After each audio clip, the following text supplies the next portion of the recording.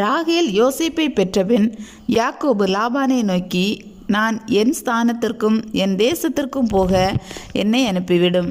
நான் உமக்கு ஊழியம் செய்து சம்பாதித்த என் மனைவிகளையும் என் பிள்ளைகளையும் எனக்கு தாரும். நான் போவேன். நான் உம்மிடத்தில் சேவித்த சேவகத்தை நீர் அறிந்திருக்கிறீர் என்றான்.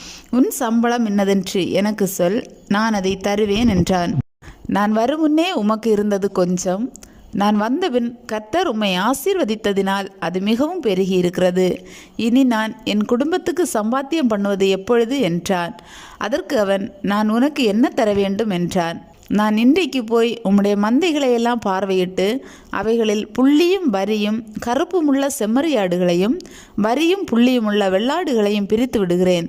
அப்படிப்பட்டவை இனி எனக்கு சம்பளமாய் இருக்கட்டும். அப்படியே இனிமேல் என் சம்பளமாகிய இவற்றை நீர் பார்வையிடும் போது என் நீதி விளங்கும். புள்ளியும் வரியும் இல்லாத வெள்ளாடுகளும் கருப்பான செம்மறியாடுகளும் என் வசத்தில் இருந்தால் அவையெல்லாம் என்னால் திருடி கொள்ளப்பட்டவைகளாய் எண்ணப்படட்டும் என்றான். அதற்கு லாபான், நீ சொன்னபடியே ஆகட்டும் என்று சொல்லி அந்நாளிலே கலப்பு நிறமும் வரியுமுள்ள வெள்ளாட்டு கடாக்களையும் புள்ளியும் வரியுமுள்ள வெள்ளாடுகள் யாவற்றையும் சற்று வெண்மையும் கருமையுமுள்ள செம்மறியாடுகள் யாவையும் பிரித்து தன் குமாரரிடத்தில் ஒப்புவித்து தனக்கும் யாக்கோபுக்கும் இடையிலே 3 நாள் பிரயாண தூரத்தில் இருக்கும்படி வைத்தான். லாபானுடைய மற்ற ஆடுகளை யாக்கோபு மேய்த்தான். பின்பு யாக்கோபு பச்சையாயிருக்கிற புன்னை, வாதுமை, அர்மோன் என்னும் மரங்களின் கொப்புகளை வெட்டி இடையிடையே வெண்மை தோன்றும்படி பட்டையை உரித்து தான் உரித்த கொப்புகளை ஆடுகள் தண்ணீர் குடிக்க வரும் கால்வாய்களிலும் தொட்டிகளிலும் ஆடுகளுக்கு எதிராக போட்டு வைப்பான். ஆடுகள் தண்ணீர் குடிக்க வரும்போது பொலிவதுண்டு. ஆடுகள் அந்த கொப்புகளுக்கு முன்பாக பொலிந்தபடியால் அவைகள் கலப்பு நிறமுள்ளதும் புள்ளியுள்ளதும் வரியுள்ளதுமான குட்டிகளை போட்டது.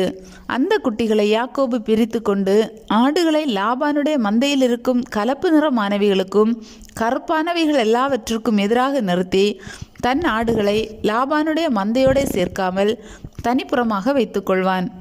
பலத்த ஆடுகள் பொலியும் போது அந்த கொப்புகளுக்கு எதிரே பொலியும்படி யாக்கோபு அவைகளை அந்த ஆடுகளின் கண்களுக்கு முன்பாக கால்வாய்களிலே போட்டு வைப்பான். பலவீனமான ஆடுகள் பொலியும் போது அவைகளை போடாமல் இருப்பான். இதனால் பலவீனமானவைகள் லாபானையும் பலமுள்ளவைகள் யாக்கோபையும் சேர்ந்தன. இவ்விதமாய் அந்த புருஷன் மிகவும் விருத்தியடைந்து திரளான ஆடுகளும் வேலைக்காரிகளும் வேலைக்காரரும் ஒட்டகங்களும் கழுதைகளும் உடையவனானான்.